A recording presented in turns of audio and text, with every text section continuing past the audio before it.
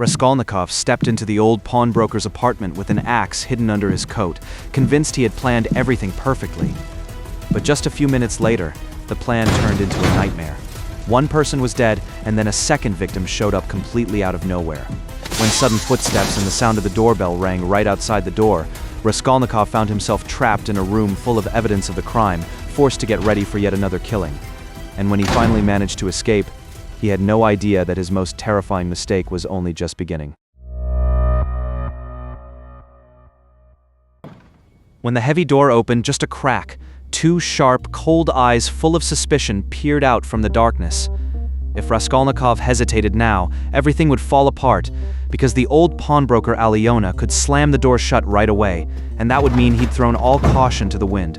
He grabbed the door handle, almost pulled the old woman out onto the stairs, then walked straight into the stuffy, cramped room.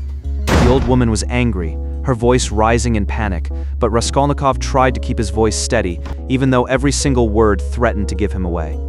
He held out a carefully wrapped package, a fake pawn item, the silver cigarette case he'd promised her a few days earlier. Alyona stared at him with a mean, suspicious look that seemed to go on forever. He felt cold sweat break out on his skin. To break the tension, he suddenly started complaining, playing the part of an offended customer and threatening to take his business elsewhere. And it worked. Alyona stopped looking at him with that suspicious glare.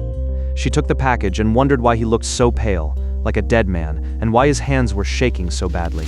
Raskolnikov mumbled something about having a fever and not eating enough. Then she did exactly what he needed.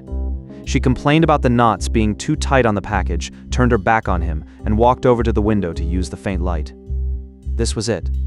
The decisive moment had arrived. Raskolnikov's hands went completely numb as he reached under his thick coat. He was afraid the axe would slip from his grip, and a wave of dizziness hit him. When Alyona half-turned her head, annoyed at the tight string, Raskolnikov pulled the axe all the way out, swung it with both hands, and brought it down hard right on the top of her head. Alyona let out a weak cry and collapsed.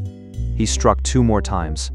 Blood sprayed out like water from a tipped-over glass, pooling into a dark puddle on the floor.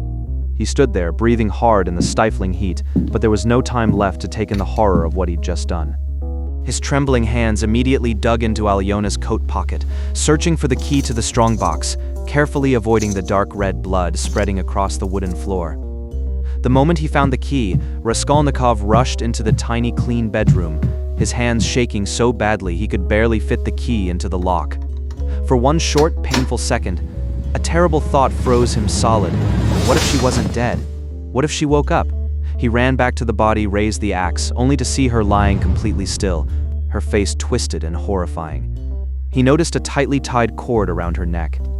In desperation, he cut the cord free and pulled out a leather purse and a few crosses from her body. He didn't even bother looking inside the purse, just shoved it into his pocket, threw the crosses onto her chest, and ran back to the bedroom. Under the bed, he found a strongbox, and the key he'd taken from Alyona fit perfectly. Inside the strongbox were gold watches, bracelets, and chains glittering in the dim light, along with a red coat. He started stuffing everything from the strongbox into his pockets in a rush, wiping his bloody hands on the red coat, coldly reasoning that the red blood wouldn't show up on the red fabric. But then a sound tore through the silence, footsteps. Right in the room with the old woman's body, he stood frozen, holding his breath until his lungs burned. Then a weak, broken moan echoed through the apartment. Raskolnikov jumped up, gripped the axe tightly, and rushed out of the bedroom.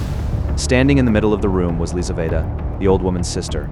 She had just walked in and was staring down at Alyona's body. Her face was paper white, and she stood trembling like a leaf in the wind. Lizaveta didn't scream. She sank to her knees, completely paralyzed by terror.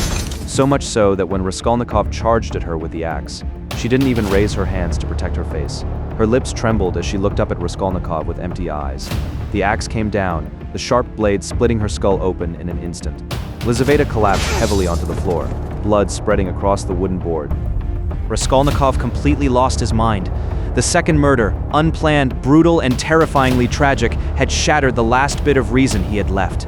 A deep wave of disgust and pure horror washed over him. All he wanted was to throw everything away and confess, just to escape the nightmare. But survival instinct, clouded in a thick fog, took over. His hands were covered in blood. He found a bucket of water in the kitchen and carefully washed his hands and the wooden handle of the axe, scrubbing the blood off with a piece of soap. He checked his clothes under the dim light and wiped a few stains off his shoes. Raskolnikov stood in the middle of the room, trapped in dark paranoia, painfully sure he was missing something obvious, that his mind was completely falling apart. Then he turned toward the hallway and saw something that nearly stopped his heart. The front door, the one separating this slaughter from the outside world, had been wide open the whole time. Panic almost choked him. He rushed over, slammed the door shut, and locked it with the iron hook. But the relief didn't last even a second before he realized his mistake. He couldn't trap himself in here. He unhooked the latch, cracked the door open, and listened. Heavy, unhurried footsteps were coming up the stairs. Someone was on their way, and with every step, Raskolnikov's gut screamed that the person was heading straight here to the 4th floor. He slipped back into the room and quietly hooked the latch just as the stranger reached the door. The person outside rang the bell. The jingling sound echoed like a gunshot in the silent room. Raskolnikov gripped the axe tightly, ready to kill a third person if the door was forced open. The impatient visitor rattled the handle hard. Raskolnikov watched in absolute terror, waiting for the next moment of murder. "Alyona? Are you asleep or already dead?" The man shouted angrily, right then light. Quick footsteps came running up the stairs. A young student who knew the first visitor appeared. They stood talking right outside the door, wondering where the old woman had gone. They were almost ready to give up and leave, but the sharp-eyed student noticed something. He pulled on the door handle and heard the iron hook rattle clearly. "Don't you see?" the young man whispered excitedly. "If the door's locked from the inside with the hook, someone's in there. They're sitting inside and won't open up." Raskolnikov was trapped. He stood there in a daze, ready to fight to the death. The student ran downstairs to call the caretaker, leaving the older man to keep watch. The minutes dragged by like hours. Raskolnikov thought about just yelling through the door to scare the man away and get it over with. But in the end, the older man's patience ran out. He couldn't stand waiting alone in that eerie silence any longer, so he left his post and stomped down the stairs. This was Raskolnikov's only chance. He unhooked the latch, slipped out onto the stairs, and started heading down. He had only gone down 3 floors when a big commotion broke out below. People were shouting. Several men rushed into the building. "Get him!" someone roared. 3 or 4 people were charging up the stairs straight toward him. There was nowhere to run. If they stopped him, he was as good as hanged. If they passed him by, they'd remember his face the moment they found the bodies. He was only a hair's breadth away from being caught red-handed, but fate stepped in the strangest way. Just a few steps further, on the 2nd floor, an apartment door stood wide open. It was the place where the painters had been working, the same men who had just run out shouting. In a split second, Raskolnikov darted into the empty room that reeked of paint and pressed himself flat against the wall. The search party thundered past him and raced up to the 4th floor. Without wasting a single breath, Raskolnikov slipped back out, crept down the rest of the stairs, and pushed himself out onto the street. He knew that up there, in that cramped apartment, the men were discovering the door was unlocked.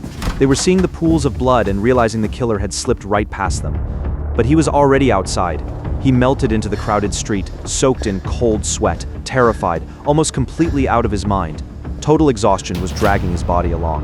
He took a long roundabout way back to his own apartment. He secretly put the axe back under the caretaker's bench without anyone noticing, then finally dragged himself up to his tiny room that felt like a coffin. Raskolnikov threw himself onto the sofa without even taking off his clothes. He didn't sleep. He sank into a dark, stifling blackness, his mind filled with shattered pieces of horror. He had escaped the law today, but the real punishment was only just beginning. Raskolnikov drifted into a restless sleep, but it wasn't real rest. He thought he had escaped that apartment, escaped the doorbell, the footsteps, and the eyes hunting for the killer. But one question still hung in the air, cold and sharp as the axe blade he had just hidden. How many traces had he left behind? Had anyone in that group of people who ran past him on the stairs looked straight into his panicked eyes and then remembered something? And while he lay motionless on the sofa, a terrifying truth slowly became clear. His escape might already be over, and the real hunt had only just begun.